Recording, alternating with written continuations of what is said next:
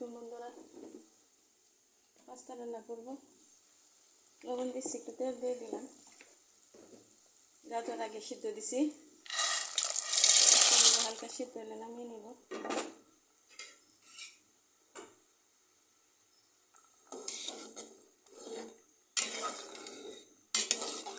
তেল কেন দিলাম সেটা তো সবাই জানেন, কম বেশি ঝরঝরা থাকার জন্য তেল দিলাম। সিদ্ধ হোক। সিদ্ধ হয়ে গেছে,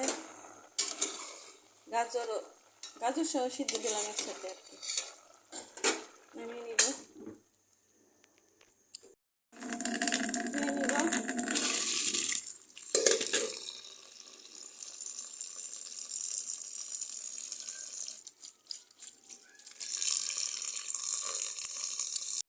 দিয়ে দিলাম, তেল আগে দিছি, এখন শসার পেঁয়াজ দিয়ে দিলাম।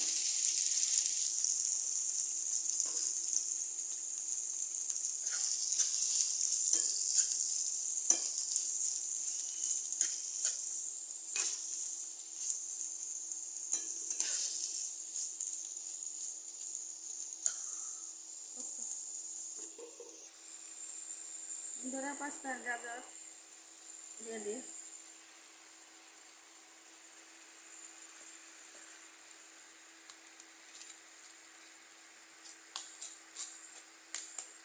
মশলা দিয়ে পরে দিতেছি মশলা।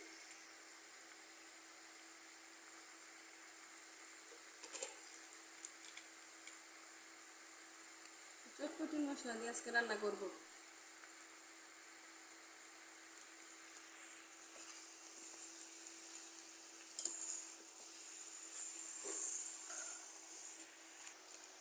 পুরোটা দিয়ে দিলাম চটপটি মশলা, আর একটু হলুদ দিলাম। বন্ধুরা, আজকে আমরা বাহিরে রান্না করতেছি, ইলেকট্রিক ওভেনে আমাদের উঠানে রান্না করতেছি।